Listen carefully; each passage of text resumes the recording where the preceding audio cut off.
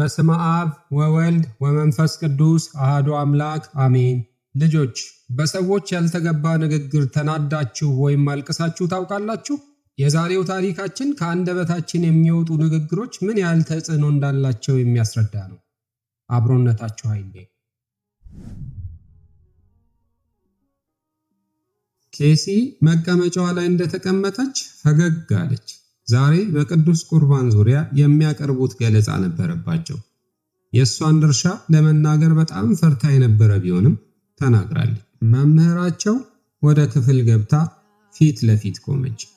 ያደረጋችሁት ገለጻ ጥሩ ነበር፣ ሁላችሁም ተዘጋጅታችሁ እንደመጣችሁ ያስታውቃል ከማለቷ አንዱ ልጅ ከኬሲ በስተቀር ብሎ አጠገቡ ካለው ልጅ ጋር ሲንሾካሾክ ሰምታ በአይኗ ተቆጥታ ወደ ኬሲ ዞራ ፈገግ በማለት ጥሩ ነበር አለቻት።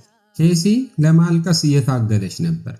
አንዳንድ የተሳሳተቻቸው ነገሮች ቢኖርም የአቅሟን ያህል ለማጥናት ጥረት አድርጋ ነበር። ወደ ቤት መሄድ ላይ ያሉ ማልቀስ ጀመረች። ምን ሆነሽ ነው?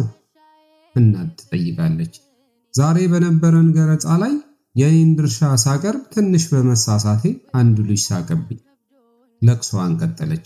የምትችዩን ያህል ሞክረሻል። በዛ ደግሞ እኔና አባትሽ ደስተኞች ነን። ሌላ ባንቺ ደስተኛ የሆነ ማን እንደሆነ ታውቂያለሽ? ማን ነው? አለች ኬሲ እያለቀሰች። እግዚአብሔር። እሱ የአቅምሽን ያህል መሞከርሽን ያውቃልና ባንቺ ደስተኛ ነው። ኬሲ ንዴቷ በረድ አለላት፣ ደስም አላት። ሰው በሚናገራቸው ቃላቶች ሌሎችን ደስ ማሰኘት እንደሚችል ገባት እና እሷም ያንን ማድረግ ፈለገች። ትምህርት ቤት ኬሲ መምህሯን እንዲህ አለቻት። ጥሩ አድርገሽ እያስተማርሽን ነው። ቤት አባቷ መደርደሪያ እየሰራ ነበርና ቤታችንን ጥሩ አድርገህ እያሳመርክልን ነው።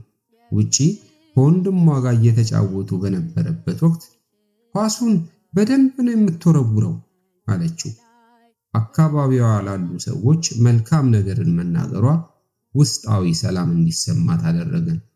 የሌሎችን ፈገግታ ስታይ ቀላል የሚመስሉ ምንም ትኩረት የማንሰጣቸው ከአንደበታችን የሚወጡ ቃላቶች ትልቅ ለውጥ ሊያመጡ እንደሚችሉ ተረዳች።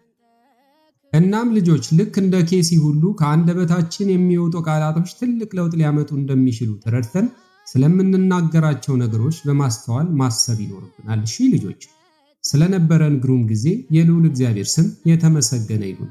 በሚቀጥለው ጊዜ እስከምንገናኝ ደህና ሁኑ ልጆች። የዛሬ አበባዎች የነገ ፍሬዎች። ደህና ሁኑ ልጆች።